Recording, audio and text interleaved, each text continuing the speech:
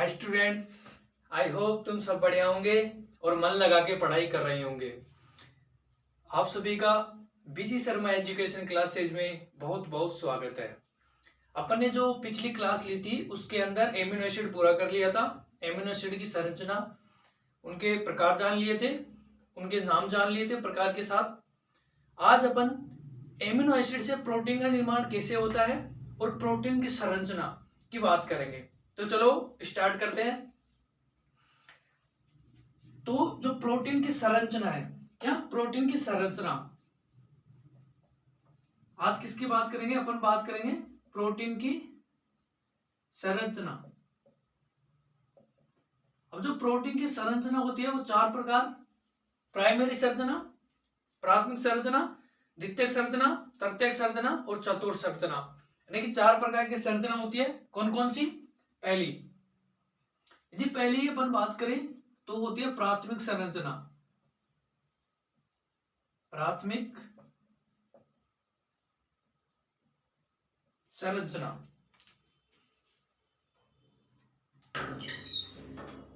प्राथमिक संरचना हो गई यानी कि प्राइमरी स्ट्रक्चर। दूसरी द्वितीयक संरचना,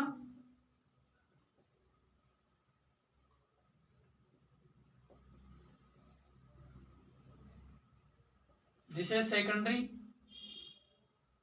स्ट्रक्चर भी बोलते हैं। तीसरी हो गई तृतीय संरचना,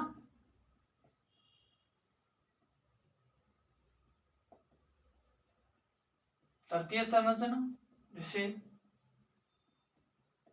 टर्सरी स्ट्रक्चर भी कहते हैं। और लास्ट में अपनी हो गई चतुर्थ संरचना। कौन सी?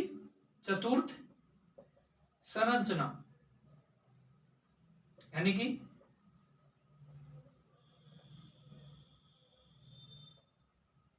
क्वाटरनरी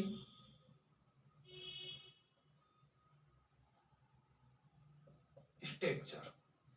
ठीक है, कौन कौन सी संरचना के बारे में पढ़ेंगे प्रोटीन की? प्राथमिक संरचना, प्राइमरी स्ट्रक्चर, द्वितीयक संरचना, तृतीयक संरचना और चतुर्थ संरचना। अपन ने पिछले एक लेक्चर में देखा था कि जो एमिनो एसिड है, कौन? जो एमिनो एसिड होते हैं, एमिनो एसिड वो क्या होते थे? एकलक होते थे। क्या होते थे? एकलक। और जो प्रोटीन की अपन ने बात की, जो प्रोटीन होता था वो क्या होते थे? बहुलक। क्या होते थे? बहुलक, यानी कि पॉलीमर। पॉलीमर। और ये मोनोमर।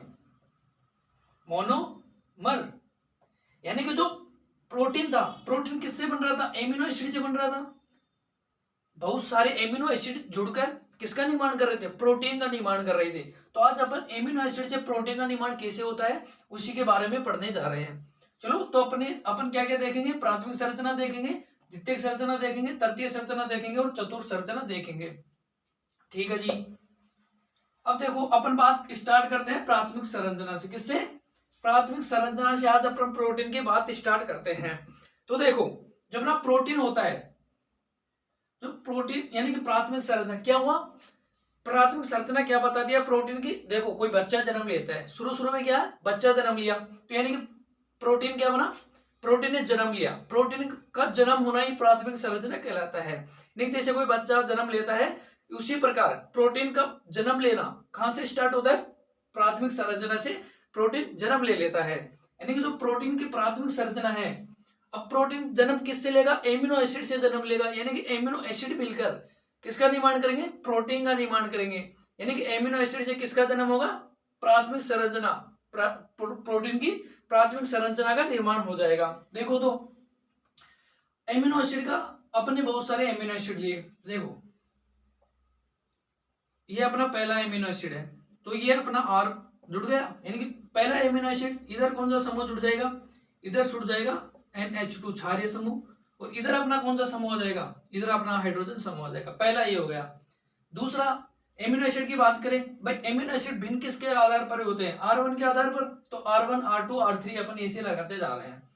दूसरा देखो, R2, C अल्फा, COOH, और इधर अपना आ गया NH2 और हाइड्रोजन। इसी प्रकार अपन ने ले लिया तीसरा ले लिया NH2 और अपना ये आ गया R3 और अपना आ गया हाइड्रोजन। अब देखो प्राथमिक संरचना कैसी बनेगी, यानी कि क्या बताया कि प्राथमिक संरचना के अंदर क्या होता है, प्रोटीन का निर्माण होता है। और किन से होता है, एमिनो एसिड से प्रोटीन का निर्माण होता है। तो देखो एमिनो एसिड है अपने पास, ये क्या है, एमिनो एसिड है। एमिनो एसिड क्या है, एमिनो एसिड है।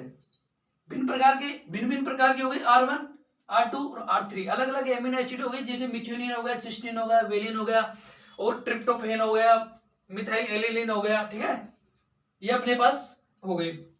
अब देखो प्रोटीन का निर्माण किस प्रकार होगा। देखो एक प्रोटीन क्या करता है, इसमें देखो, इसमें सर्वप्रथम इससे क्या होगा, यहां से क्या होगा, यहां से अपन इसको ऐसे लिख ले, तो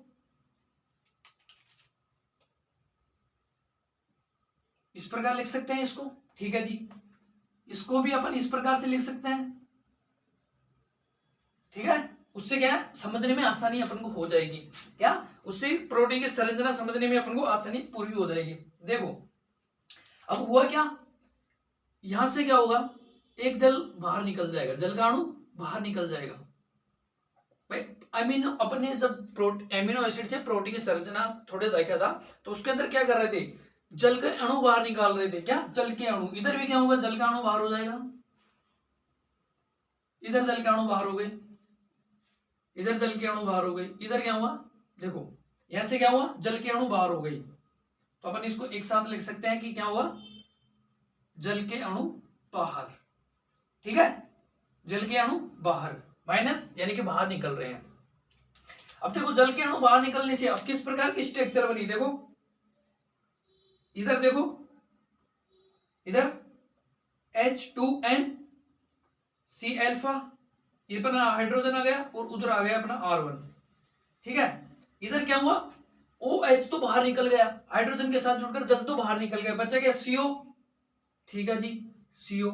इधर क्या बचा, NH, ये अपना क्या हो गया, NH। कौन सी रूप में होगा, ये ट्रांस रूप में होगा। CO एक तरफ, NH एक तरफ, यानी कि दोनों एक दूसरे के विपरीत, यानी कि ट्रांस रूप हो गया इनका। क्या रूप हो गया, ट्रांस रूप हो गया। अगला देखो, यहां तक अपन ने लिखी, अब क्या लिखेंगे, C अल्फा ये वाला, फिर R2, इधर अपना हाइड्रोजन और इधर अपना, वही फिर से प्रक्रम यही चलता रहेगा। फिर NH आ जाएगा अपना नीचे की तरफ। ठीक है, और फिर C अल्फा और फिर आ जाएगा अपना R3, इधर आ जाएगा अपना हाइड्रोजन और इधर आ जाएगा अपना COOH समूह है। यहां से अपन क्या निकाल रहे थे, जल बाहर निकाल रहे थे, तो इधर जल के अणु बाहर निकल दिए। ठीक है, आई समझ में, क्या समझ में आया। अपने सबसे पहले यह देखा कि जो प्रोटीन होता है वो एमिनो एसिड से मिलकर बनता है, यानी कि एमिनो एसिड एक लगे हो गए और जो प्रोटीन हो गया वो बहुलक हो गया, यानी कि विषम बहुलक किसके, एमिनो एसिड के। तो जब प्रोटीन का निर्माण होगा, प्रोटीन के अंदर पहली संरचना होगी प्राथमिक संरचना, यानी कि प्राथमिक संरचना क्या दिखाएगी, अपन को प्राथमिक संरचना दिखाएगी कि प्रोटीन का निर्माण हो रहा है। किसका निर्माण हो रहा है, प्रोटीन, यानी कि प्रोटीन का जन्म हो रहा है। और जैसे ही प्रोटीन का जन्म होगा, किसका, प्रोटीन का जन्म होगा, तो वो किससे होगा, वो होगा एमिनो एसिड से। किससे, वो होगा एमिनो एसिड से। तो जैसे ही प्रोटीन का निर्माण हुआ, तो इसके अंदर अपन ने क्या लिखा, प्राथमिक से द्वितीयक और तृतीयक। ठीक है, प्राथमिक, द्वितीयक और तृतीयक एमिनो एसिड हो गए। इनसे क्या हो गया, जल बाहर निकल गया, और जल बाहर निकल गया तो ये अपने पास प्रोटीन बन गया। क्या बन गया, ये अपनी प्रोटीन बन गया, ये अपना प्रोटीन हो गया, ये अपना प्रोटीन हो गया। एमिनो एसिड से क्या बन गया, प्रोटीन। अब देखो इसके अंदर अपन को क्या क्या समझ में आ रहा है, अपन को प्राथमिक संरचना का एक चीज समझ में आ रही है कि जो प्राथमिक संरचना है वो प्रोटीन के किन किन के बारे, किसके बारे में बताती है, प्रोटीन की, वो बताती है कि जो प्रोटीन की जो प्राथमिक संरचना होती है वो किस सिरे से, एमिनो एसिड का क्रम बताती है। किसका, एमिनो एसिड का। देखो एमिनो एसिड जुड़ रहा है प्राथमिक, ये R1 R2 R3, यानी कि एमिनो एसिड का क्रम कौन बता रहा है, प्रोटीन की प्राथमिक संरचना। एमिनो एसिड का क्रम हो गया, ये R1 R2 R3, ये किस संरचना में आ गई, प्राथमिक संरचना में। यानी कि एमिनो एसिड का क्रम कौन बता रहा है, कौन बता रहा है, प्राथमिक संरचना बता रही है। और जो ये बंध बना, जो ये वाला बंध है, अपन ने देखा था जो ये वाला बंध है, कौन सा बंध था, पेप्टाइड बंध, ये वाला बंध और ये वाला बंध, कौन सा बंध है, ये अपना है पेप्टाइड बंध। कौन सा? पेप्टाइड। यानी कि दो चीज समझ में आ रही है कि यह एमिनो एसिड के क्रम के बारे में बताता है और इसके अंदर ओनली प्राथमिक संरचना के अंदर, प्रोटीन की प्राथमिक संरचना के अंदर ओनली पेप्टाइड बंध ही होंगे। अगली चीज, अब कैसे पता चलेगा कि एमिनो एसिड का स्थल किससे किस तरफ है? तो इससे यह पता चल रहा है, देखो जो R1 है इसका जो N सिरा सर्वतंत्र है, R सिरा तो सर्वतंत्र है और इधर C सिरा सर्वतंत्र है।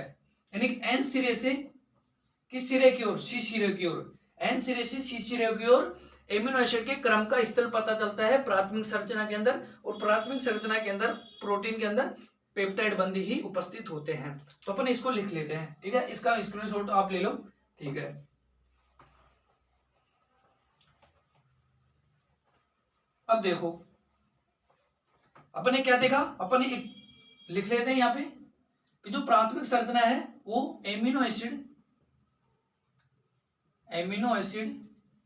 के क्रम यानी स्थल, क्रम पोजीशन भी लिख देता हूं मैं, क्रम स्थल पोजीशन के बारे में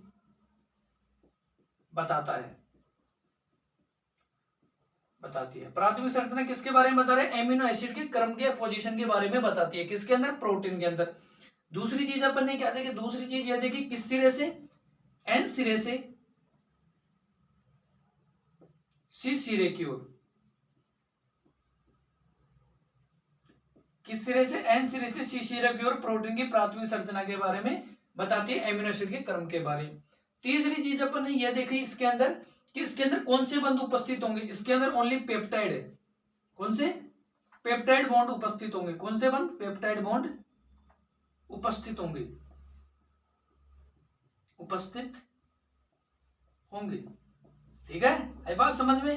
अपने प्राथमिक संरचना पूरी देख लिया, यानी कि प्रोटीन का निर्माण हो चुका है। प्रोटीन की प्राथमिक संरचना के अंदर अपने देखा कि यह जो प्राथमिक संरचना है प्रोटीन की वो एमिनो एसिड के क्रम के बारे में बताती है, एन सिरे से सी सिरे की ओर। एन सिरा मुक्त सर्वतंत्रता और इधर सी सिरा सर्वतंत्रता। फिर अपने देखा कि इसके अंदर कौन से बंध है? तो इसके अंदर ओनली पेप्टाइड बंध ही उपस्थित है, ठीक है। ये अपनी होगी प्राथमिक संरचना। अब आ जाओ दूसरी संरचना पे, द्वितीयक संरचना पे। तो यहां पे अपन लिख रहे हैं द्वितीयक संरचना।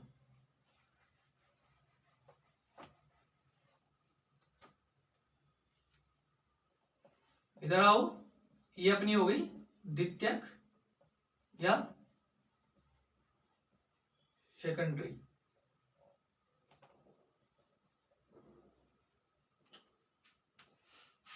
कौन सी अपनी स्ट्रक्चर होगी? अपनी होगी सेकेंडरी स्ट्रक्चर। कौन सी? Secondary structure. अब देखो सेकेंडरी जो स्ट्रक्चर बताती है, यानी कि सर्वप्रथम क्या हुआ? बच्चे का जन्म हो गया, यानी कि प्रोटीन का निर्माण होगा। फिर क्या हुआ? जैसे ही अब बच्चा जन्म लिया तो थोड़ी उम्र के बाद वो क्या करने लगा? अपना हाथ पांव हिलाने लगेगा। जे गर्दन हिलाई, हाथ हिलाए, पैर हिलाए, ठीक है, तो हिलाने लगेगा, मूवमेंट करने लगेगा। उसी प्रकार जो द्वितीय संरचना है प्रोटीन की वो क्या करेगी? थोड़ा घूम जाएगी। क्या करेगी? घुमाएगी, अपनी संरचना को घुमाएगी। किस प्रकार घुमाएगी? रोटेट करेगी। देखो जो द्वितीय संरचना क्या बताती है? यह बताती है प्रोटीन में पुनरावर्त फोल्डिंग। किसमें? प्रोटीन में पुनरावर्त। अब ये पुनरावर्त क्या होते हैं? पुनरावर्त फोल्डिंग, यानी कि विभिन्न क्षेत्रों में, प्रोटीन के विभिन्न क्षेत्रों में घुमाओ, विभिन्न क्षेत्रों में घुमाओ। यानी कि क्या बता रही है? प्रोटीन के विभिन्न क्षेत्रों में घुमाओ बता रही है। क्या? बच्चे ने जन्म लिया, फिर उसने क्या किया? हाथ घुमाया, पैर घुमाया, सिर घुमाई, गर्दन घुमाई, ठीक है। उसी प्रकार पहले प्रोटीन बना और फिर प्रोटीन ने क्या किया? थोड़ा घुमा हुआ, प्रोटीन की संरचना के अंदर थोड़ा घुमा हुआ, तो वो कौन बताती है? द्वितीयक संरचना बताती है। यानी कि फोल्डिंग, विभिन्न क्षेत्र, प्रोटीन के विभिन्न क्षेत्रों में फोल्डिंग होती है। किस प्रकार? देखो यदि मान लिया अपने पास यह था मिथ्योनिन, सिस्टीन, वेलिन, आइसोल्यूशन और ल्यूसीन, ठीक है।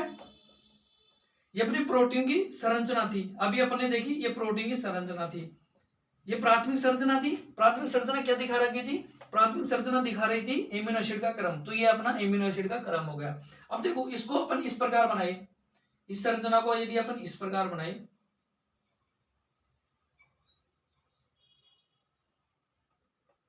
तो ये अपनी होगी पुनरावर्त फोल्डिंग, यानी कि प्रोटीन घूम रहा है।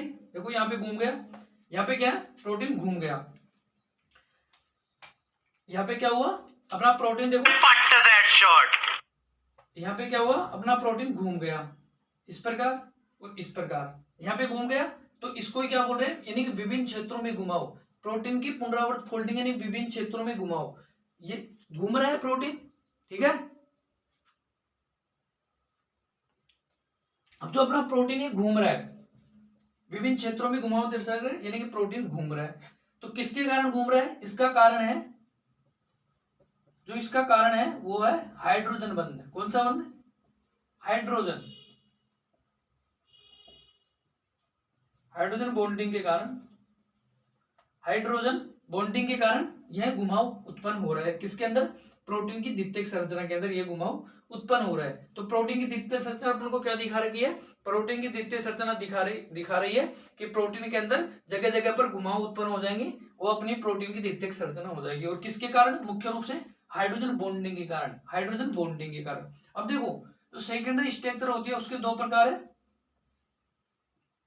Secondary structure. अब देखो दो है इसके, पहला कौन सा, दो प्रकार की होती है, पहली होती है कौन सी, अल्फा हेलिक्स, कौन सी, अल्फा हेलिक्स, और दूसरी होती है beta pleated, beta pleated, beta pleated.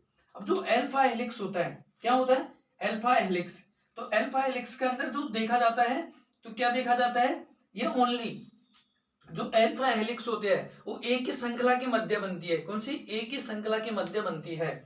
इस प्रकार जैसे ये एक श्रृंखला चल रही है, एक श्रृंखला, तो इसके अंदर जो ये एक श्रृंखला वाले बॉन्ड है, एक श्रृंखला वाले बॉन्ड है, एक श्रृंखला के अंदर बनने वाले बॉन्ड कौन से होता है, अल्फा हेलिक्स द्वितीयक संरचना, मतलब जो एक ही घुमाव उत्पन्न कर रही है, जैसे इस प्रकार एक ही श्रृंखला घुमाव उत्पन्न कर रही है, तो कौन सी प्रकार की होगी, अल्फा हेलिक्स। और यदि देखो इस प्रकार की, ये अपनी कौन सी हो गई, ये अपनी होगी अल्फा हेलिक्स। और जैसे दो संरचना किस प्रकार की, ये अपनी प्रकार की हो गई किस प्रकार से, एन सिरे से सी सिरे की ओर। अपन को पता है एमिनो एसिड का क्रम कौन से होता है, एन सिरे से सी सिरे की ओर, और इधर एन से सी सिरे की ओर, ठीक है। अब देखो इसके अंदर, एक तो इसके अंदर हाइड्रोजन बॉन्डिंग हो रही है, और इसके अंदर हाइड्रोजन बॉन्डिंग हो रही है, हाइड्रोजन बॉन्डिंग, यानी दो श्रृंखलाओं के मध्य हाइड्रोजन बॉन्डिंग हो रही है। दो श्रृंखलाओं के मध्य हाइड्रोजन बॉन्डिंग से जिस प्रोटीन का निर्माण हो रहा है उसको बीटा प्लेटेड सेकेंडरी संरचना कह रहे हैं, किसकी, प्रोटीन की। दो श्रृंखलाओं के मध्य जब हाइड्रोजन बॉन्डिंग हो रही है तो उसे बीटा प्लेटेड कहते हैं, और वो कौन सी, द्वितीयक संरचना का प्रकार होगा बीटा प्लेटेड। इसी प्रकार यदि एक श्रृंखला के अंदर, जैसे इसको मैं खोल के लिखूं बड़ा करके, तो जैसे अपने पास ये है, यानी किसके, इन एक ही श्रृंखला है, एक ही श्रृंखला के मध्य बॉन्ड बन रहा है, एक ही श्रृंखला के मध्य हाइड्रोजन बॉन्डिंग हो रही है, हाइड्रोजन बॉन्डिंग हो रही है, तो उसको बोल दिया अल्फा हेलिक्स। यानी कि एक ही श्रृंखला के अंदर, एक ही श्रृंखला से यदि हाइड्रोजन बॉन्डिंग हो रही है तो उसको बोलेंगे अल्फा हेलिक्स। और दो श्रृंखलाओं के मध्य हाइड्रोजन बॉन्डिंग से द्वितीयक संरचना बन रही है तो उसे बोलेंगे बीटा प्लेटेड। क्या बोलेंगे, बीटा प्लेटेड, ठीक है। इसका स्क्रीनशॉट ले लो। आगे देखते हैं हम,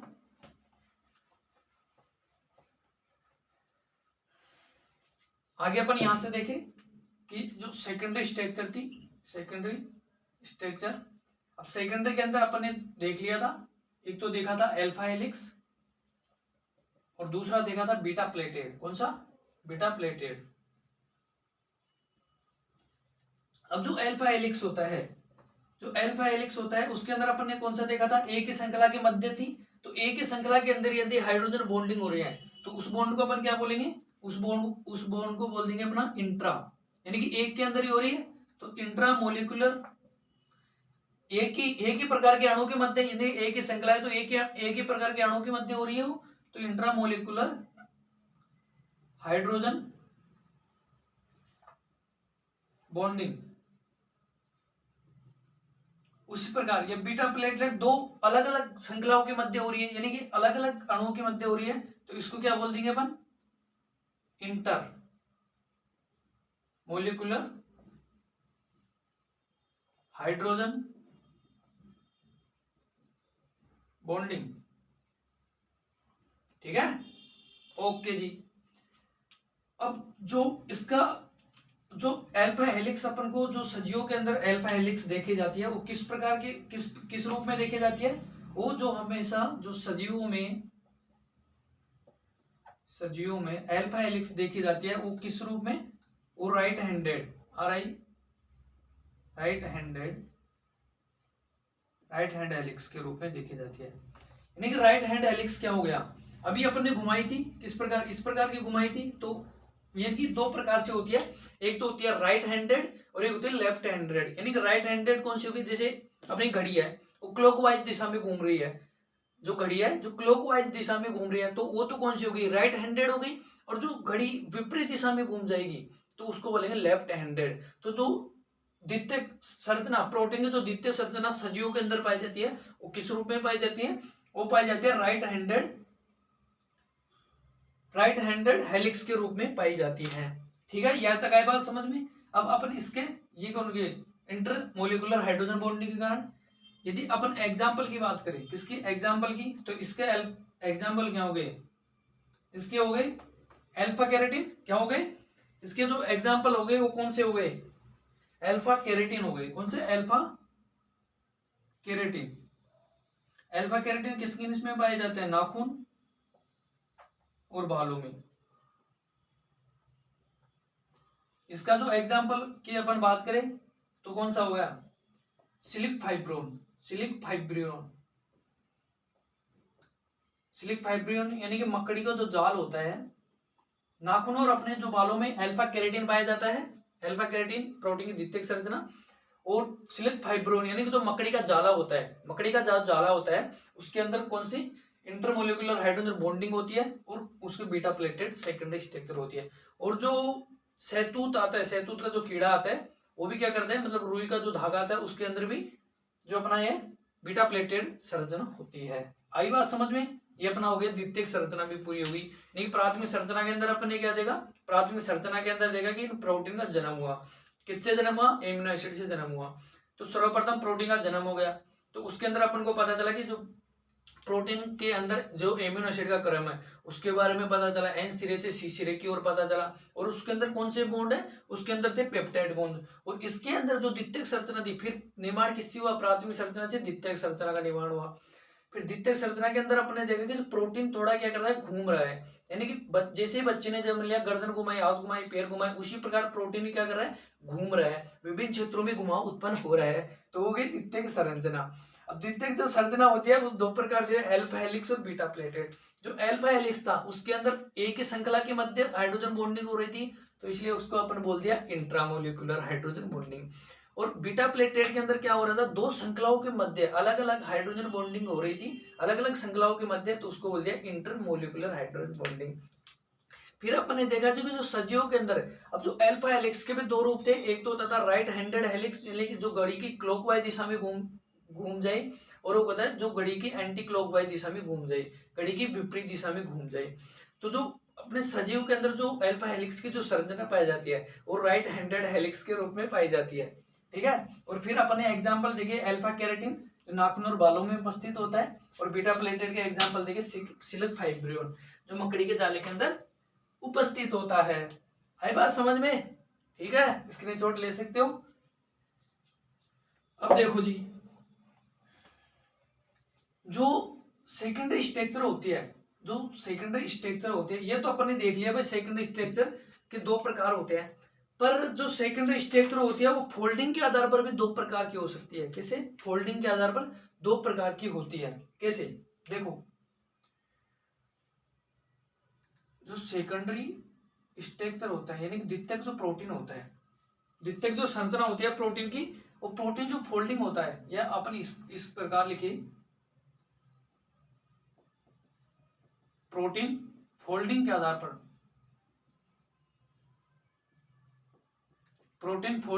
पर, कितने प्रकार होता है? यह होती है 2 प्रकार से। कौन कौन सी लिख लेते हैं जी? अरे भाई शाही खत्म हो गई क्या? एक तो होती है अपनी, एक तो होती है अपना क्या, ग्लोबुलर, ग्लोबुलर, ग्लोबुलर प्रोटीन, और दूसरा होता है अपनी फोल्डिंग लिखता, फोल्डिंग, और जो दूसरी होती है वो होती है अपनी फाइब्रियन, फाइब्रस, फाइब्रस फोल्डिंग। यानी कि जो ग्लोबुलर होते हैं यानी कि गोलाकार, ठीक है। अब जो ग्लोबुलर फोल्डिंग होती है, ग्लोबुलर जो फोल्डिंग होती है वो क्या करती है, जल में घुलनशील होती है। क्या होती है? जल में घुलनशील। प्रोटीन फोल्डिंग के आधार पर 2 प्रकार से हो सकता है, ये तो ग्लोबुलर और दूसरा होता है फाइब्रस। जल में घुलनशील, ये क्या होगा? जल में अघुलनशील। क्या होगा? जल में अघुलनशील, अघुलन, ये क्या होगा? प्रोटीन में अघुलनशील होगा, जल में अघुलनशील हो जाएगा। क्या होगा? ये जल में अघुलनशील हो जाएगा, जल में अघुलनशील हो जाएगा। ठीक है जी, आई बात समझ में यहां तक? जल में अघुलनशील। अब आगे देखो, अब आगे क्या है? जल में घुलनशील हो गया, ये हो गया अपना जल में अघुलनशील। अब जो जल में घुलनशील है उसके एग्जाम्पल अपन देख लेते हैं। अब एग्जाम्पल भाई आएगा क्वेश्चन, अपन को क्या करना है, इसके एग्जाम्पल ही तो मोस्ट है, एग्जाम्पल ही तो अपन को इसके देखने हैं। तो ये हो गई, इसके अंदर आ गया एंजाइम, अपना एंजाइम्स आ गई, हीमोग्लोबिन आ गया,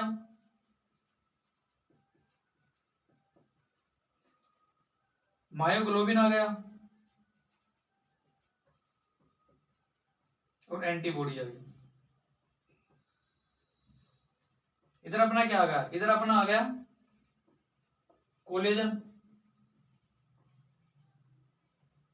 और केरेटिन, कोलेजन आ गया और केरेटिन किसके अंदर आ रहा है? अपने इसके अंदर आ रहा है, फाइब्रस प्रोटीन के अंदर, फाइब्रस फोल्डिंग के अंदर। ठीक है, प्रोटीन फोल्डिंग के आधार पर ग्लोबुलर प्रोटीन फोल्डिंग और फाइब्रस फोल्डिंग। गोलाकार होता है, ये जल में घुलनशील होता है, ये जल में अघुलनशील होता है। एंजाइम, हीमोग्लोबिन, मायोग्लोबिन, एंटीबॉडीज के एग्जाम उदाहरण हो गए, और उसी प्रकार कोलेजन और केरेटिन इसके उदाहरण हो गए। ठीक है, स्क्रीनशॉट इसका ले सकते हो।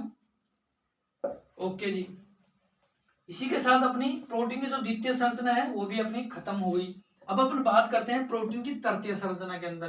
किसकी बात करते हैं? प्रोटीन की तृतीय संरचना,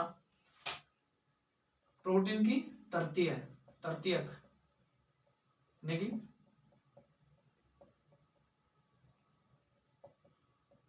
टर्सरी स्ट्रक्चर। अब जो अपनी जो टर्सरी स्ट्रक्चर है, अब क्या किया, प्रोटीन ने जन्म भी ले लिया और थोड़ा मूवमेंट करना भी शुरू कर दिया। पर बच्चे ने जन्म लिया, थोड़ा मूवमेंट किया, अब बड़ा हो गया बच्चा, अब उसको क्या करना है भाई? पहले समझेगा, अब जिंदगी का गणित उसको समझ में आएगी कि अपना जन्म क्यों हुआ है और किस कारण अपन काम करेंगे। मतलब वो सीखेगा और फिर सीख के काम करने लगेगा। तो उसी प्रकार प्रोटीन ने क्या किया, हाथ पाँव घुमाना सीख लिया, यानी कि फोल्डिंग करना सीख लिया। अब जैसे तृतीय संरचना होगी तो वो क्या दिखाएगी, वो कार्य करेगी। प्रोटीन का कार्य किस पे निर्भर करेगा? तृतीय संरचना पे निर्भर करेगा। यानी कि प्रोटीन आखिरकार तृतीय संरचना में जैसे ही प्रवेश करता है तो वह काम करना शुरू कर देता है। अभी तक प्रोटीन ने कोई काम शुरू नहीं किया था, यानी कि प्रोटीन का पहले तो जन्म हुआ था, फिर प्रोटीन ने घूमा था, यानी कि हाथ पैर घुमाए थे, यानी प्रोटीन घूमा था, और अब लास्ट में तृतीय संरचना के अंदर क्या होगा, प्रोटीन काम करना शुरू कर देगा। फाइनली काम कहां से शुरू होगा? प्रोटीन का तृतीय संरचना से काम शुरू हो जाएगा। यानी कि तृतीय संरचना क्या होता है? पूरा प्रोटीन फोल्डिंग, यानी कि पूर्णतः प्रोटीन क्या हो जाता है? फोल्ड हो जाता है। पूरा प्रोटीन क्या कर देता है? फोल्ड हो जाता है, पूरा ही प्रोटीन फोल्ड हो जाता है। यानी कि 3D संरचना किसकी? देखिए अपने प्रोटीन की तृतीय संरचना, 3D संरचना देखें तो पूर्णतः फोल्डिंग होती है, पूर्णतः फोल्डिंग। देखिए जो प्रोटीन की तृतीय संरचना है वो पूर्णतः फोल्डिंग हो जाती है। 3D संरचना क्या हो जाती है? पूर्णतः फोल्डिंग हो जाती है। यानी किस प्रकार प्रोटीन घूम जाता है, पूरा प्रोटीन जो होता है अपना प्रोटीन, इस प्रकार पूरा प्रोटीन घूम जाता है। ये अपना सी हो गया, ये अपना एन हो गया, ठीक है। एन से प्रारंभ हो रहा था और सी पे खत्म हो रहा था। एमिनो एसिड का क्रम है एन से सी पर, एमिनो एसिड से प्रोटीन बन रहा है, यानी कि प्रोटीन किस प्रकार अपना पूरा घूम गया है, ठीक है।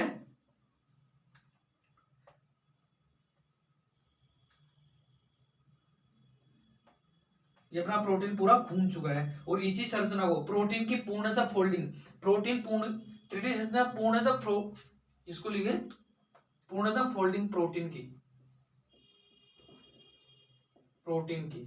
यानी कि प्रोटीन की पूर्णतः फोल्डिंग हो जाती है, पूरा प्रोटीन घूम जाता है। और जो प्रोटीन का कार्य होता है, प्रोटीन का जो कार्य होता है वो किस पे निर्भर करता है, प्रोटीन का कार्य। इसी संरचना पश्चात प्रोटीन कार्यशील हो जाता है, इसी संरचना पश्चात प्रोटीन कार्यशील हो जाता है।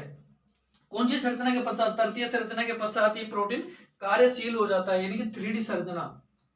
इसी संरचना पश्चात यहां पे लिखते हैं कि इसी संरचना के बाद, इसी संरचना के पश्चात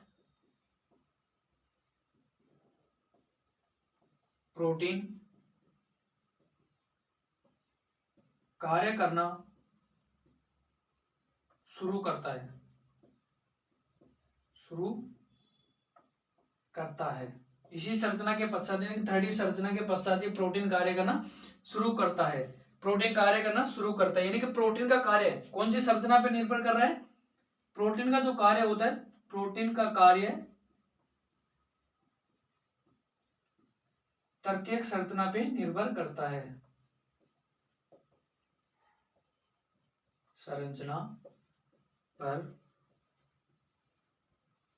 निर्भर करता है। यानी कि प्रोटीन का जो कार्य होता है वो कौन सी संरचना पर निर्भर करता है, तृतीय संरचना पर प्रोटीन का कार्य निर्भर करता है। आई बात समझ में, ठीक है।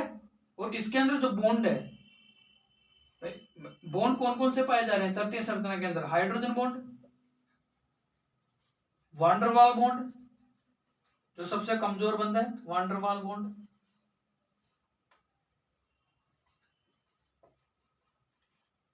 Disulphide bond,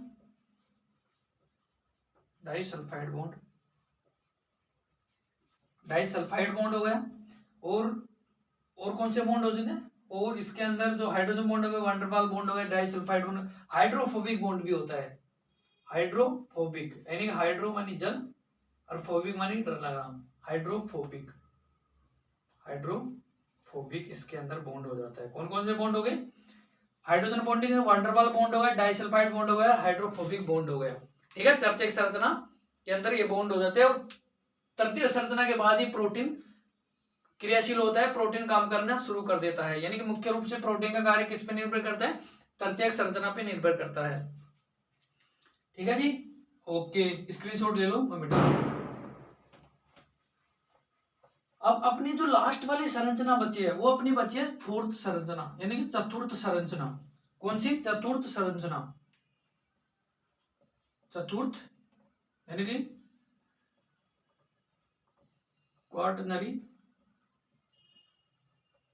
quaternary structure. अब जो चतुर्थ संरचना क्या दर्शा रखी है, चतुर्थ संरचना ऐसे तो अब प्रोटीन की तृतीयक संरचना तक ही होती है, पर जो चतुर्थ कई बार क्या होता है चतुर्थ संरचना भी होती है प्रोटीन की, तो किन में होती है, केवल वही प्रोटीन, केवल वही एमिनो एसिड, वो केवल वही एमिनो एसिड प्रोटीन की जो चतुर्थ संरचना दर्शाते हैं जिसके अंदर 2 या 2 से अधिक पेप्टाइड बॉन्ड होते हैं। क्या होते हैं, क्या होते हैं, पॉलीपेप्टाइड, पॉलीपेप्टाइड चेन उपस्थित होती है। चतुर्थ संरचना कौन दर्शाता है, केवल वही प्रोटीन दर्शाते हैं। देखिए प्रोटीन की यहां पे लिखे तो चतुर्थ संरचना होती नहीं है सभी में, पर केवल यह संरचना वही प्रोटीन दर्शाते हैं, वही प्रोटीन दर्शाते हैं जिनमें 2 या 2 से अधिक पॉलीपेप्टाइड चेन उपस्थित होती है, पॉलीपेप्टाइड चेन उपस्थित 2 या 2 से अधिक उपस्थित होती है, पॉलीपेप्टाइड चेन उपस्थित होती है, केवल वही प्रोटीन यह संरचना दर्शाते हैं। सभी प्रोटीन में चतुर संरचना नहीं देखी जाती है। इसका जो एग्जाम्पल हो गया वो मुख्य एग्जाम्पल हो गया हीमोग्लोबिन। जो अपना हीमोग्लोबिन होता है उसके अंदर 2 अल्फा और 2 बीटा चेन, 2 अल्फा और 2 बीटा पॉलीपेप्टाइड चेन देखी जाती है। हीमोग्लोबिन इसका उदाहरण हो गया है। ठीक है, यह संरचना वही प्रोटीन दर्शाते हैं जो 2 या 2 से अधिक पॉलीपेप्टाइड चेन, जिनमें 2 या 2 से अधिक पॉलीपेप्टाइड चेन उपस्थित होते हैं, केवल यही वही संरचना दर्शाते हैं। देखो कई किताबों में एक लिख रखा है इंसुलिन कि इंसुलिन क्या करता है,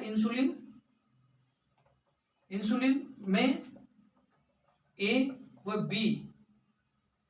बी चेन पाई जाती है, 2 चेन पाई जाती है, ए व बी पॉलीपेप्टाइड चेन किसके अंदर उपस्थित होती है, इंसुलिन के अंदर ए व बी पॉलीपेप्टाइड चेन उपस्थित होती है, लेकिन पॉलीपेप्टाइड चेन उपस्थित होती है,